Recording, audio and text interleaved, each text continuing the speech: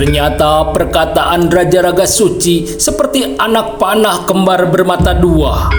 Satu mata panah ditujukan kepada para prajurit yang sudah berkeluarga bercampur dengan penduduk Kawali, dan satu anak panah lagi memang ditujukan kepada Patih Anggajaya beserta para pengikut setianya yang selama ini telah bermaksud menggulingkan kekuasaannya. Terlihat Raja Raga Suci tersenyum melihat beberapa prajurit telah bergerak memisahkan diri. Bukan main gusar hati Patih Anggajaya melihat para pengikutnya sebagian telah bergerak memisahkan diri. Aku harus bertindak cepat sebelum semua pengikutku bergerak berpindah tempat, memilih setia kepada Raja Raga Suci, berkata dalam hati Patih Anggajaya dengan mata penuh kegelisahan. Ternyata dendam hati Patih Anggajaya telah melebihi kegentaran hatinya. Dendam yang sudah lama terpendam itu akhirnya telah mengoyak dadanya dan meledak seperti sebuah gunung berapi. Terlihat Patih Anggajaya telah melompat di atas punggung kudanya. "Dengarlah wahai para putra Rakata," berkata Patih Anggajaya dengan suara menggelegar karena telah dilambari hentakan tenaga sakti sejati yang kuat telah membuat semua orang berpaling ke arahnya. "Kita orang Rakata yang terlahir di bawah Gunung Rakata, pusat bumi ini telah lama terjajah. Lihatlah diri kalian, hari ini kita telah dipisahkan. Mari kita bergabung bersama saudara kita di timur hutan kota raja ini," berkata Patih Anggajaya sambil menghentakkan perut kudanya agar bergerak melangkah. Sekonyong-konyong beberapa orang prajurit putra Rakata seperti mendapat angin setelah bingung beberapa saat, mengkhawatirkan nasib mereka yang pasti akan mendapatkan balasan atas semua penindasan mereka selama ini di masa kekuasaan Patih Anggajaya melebihi kekuasaan seorang raja. Terlihat semua orang Rakata itu telah bergerak mengikuti arah langkah kaki kuda Patih Anggajaya. Mata dan pandangan Kirangga Ageng Pasek sekilas berpaling ke arah Raja Raga Suci.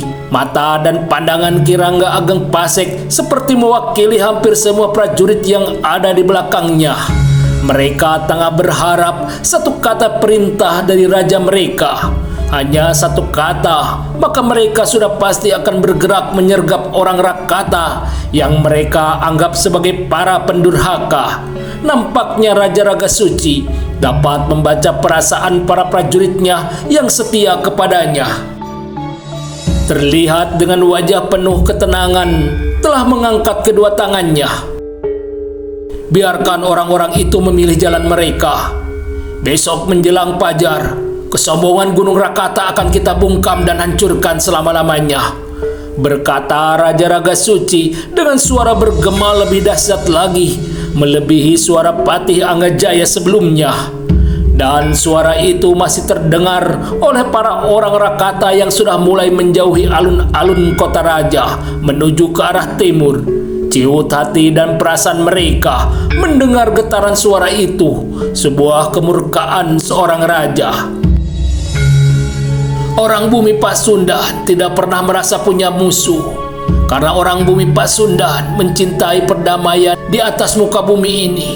Masih ada kesempatan hingga fajar agar mereka berpikir ulang untuk menghadapi kekuatan orang Pasundan, berkata seorang tua yang datang menghampiri Raja Raga Suci.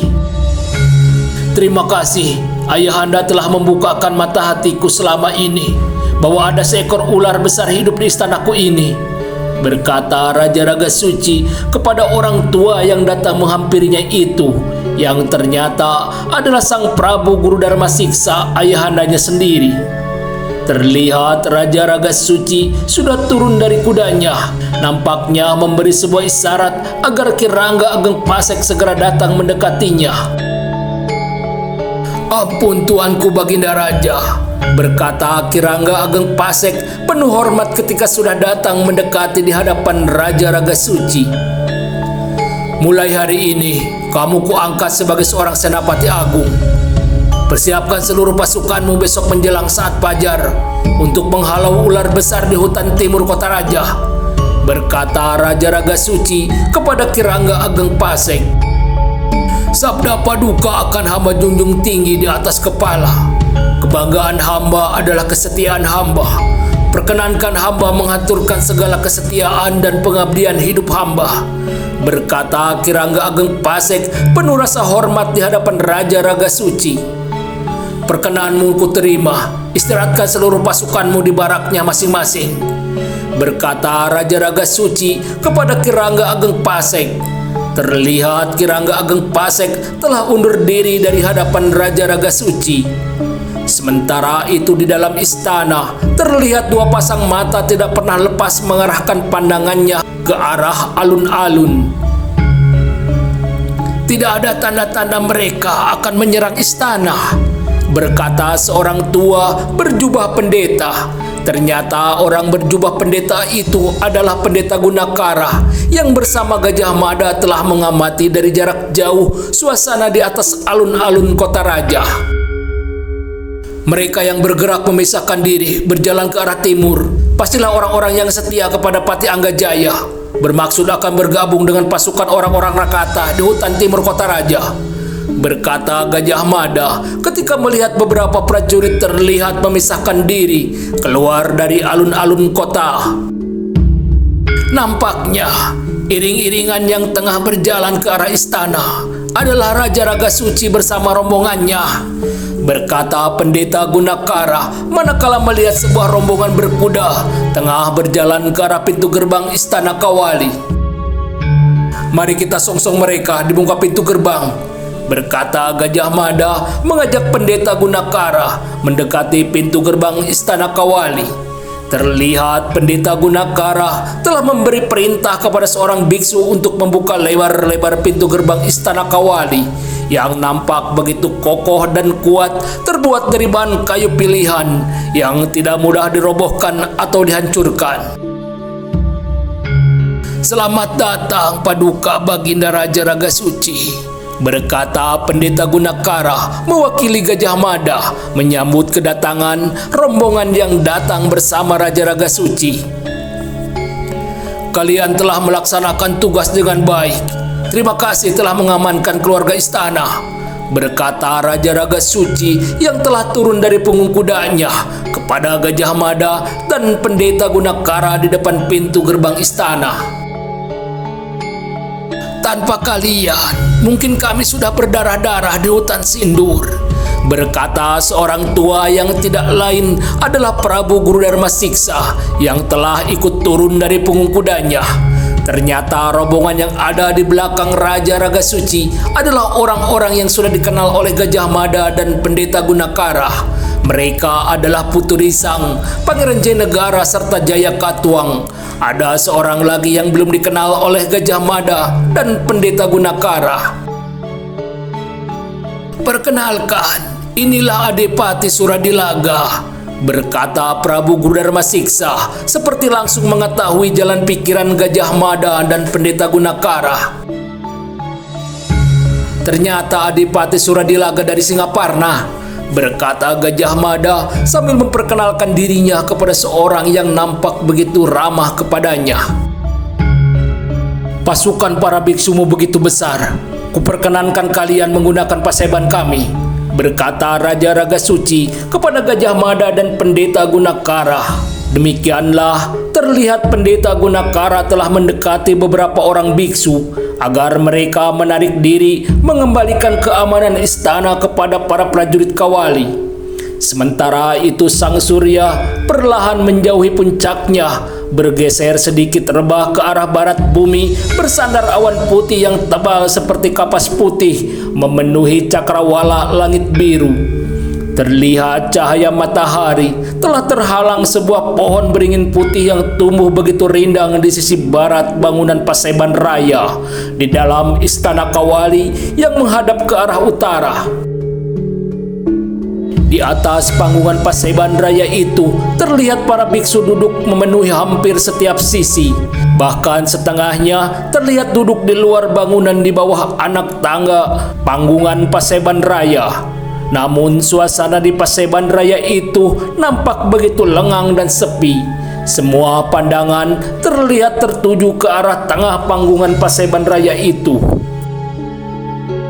Gajah Mada terlihat duduk di tengah panggungan Paseban Raya itu, diapit oleh Pendeta Gunakara dan Pendeta Natabala.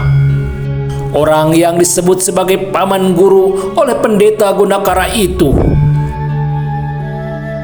Putraku Mahesa Muksa, hari ini kami datang dari tempat yang amat jauh, mengarungi lautan luas hanya ingin bertemu wajah denganmu.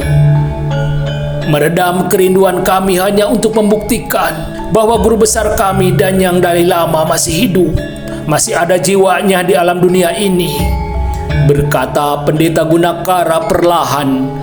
Namun suasana yang begitu hening itu telah membawa suaranya didengar oleh semua para biksu di dalam maupun di luar bangunan Paseban Raya. Terlihat Pendeta Gunakara seperti menarik napas panjang. Nampaknya ada sesuatu yang akan dikatakannya kembali. Putraku Mahesa Muksa, bertahun-tahun lamanya dan secara turun-temurun kepemimpinan kami hanya oleh satu Maha Guru yang satu, yang selalu hidup kembali dalam wadah jiwa baru, seorang titisan sucinya.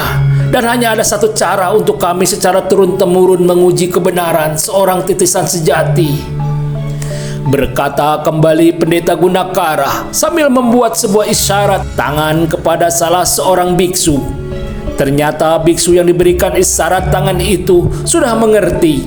Terlihat dirinya telah membawa 2 buah kotak kayu hitam ke hadapan Pendeta Gunakara.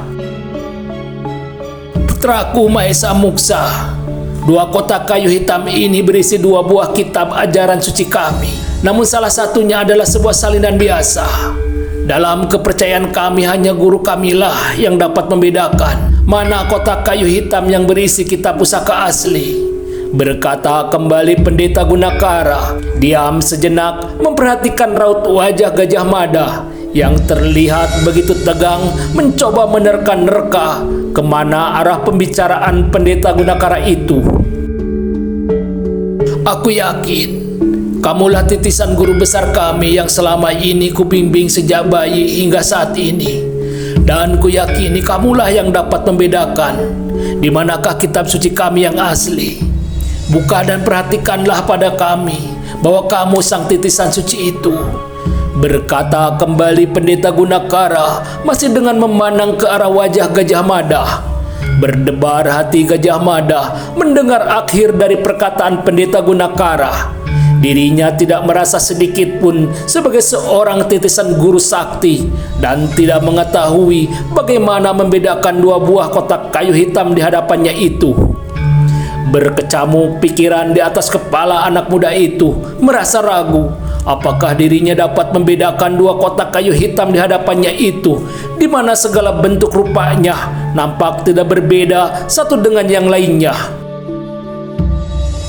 Bila aku dapat membuka dan memilih dengan benar, maka segera mereka akan mengangkatku sebagai pemimpin mereka, tinggal dan hidup dipihara sebagai seorang biksu, berkata dalam hati Gajah Mada sambil dengan penuh keraguan memandang 2 kotak kayu hitam di hadapannya. Sekilas pandangan mata Gajah Mada menyapu ke arah wajah para biksu yang terlihat begitu penuh pengharapan, memintanya untuk memilih 2 buah kotak kayu hitam yang ada di hadapannya sebagai sebuah ujian kebenaran seorang titisan guru suci. Karena secara turun-temurun hanya seorang guru suci saja yang dapat membedakan di antara kedua kotak kayu hitam itu, di mana diletakkan kitab pusaka asli. Terlihat Gajah Mada telah menarik napas panjang, mengendurkan segala ketegangan perasaan hatinya, dan perlahan telah mengendapkan segala akal nalar dan budinya, segala hasrat kehendaknya dengan memusatkan diri kepada Yang Maha Hidup, pemilik segala kehendak, pemilik semua yang bernyawa, Sang Maha Tunggal.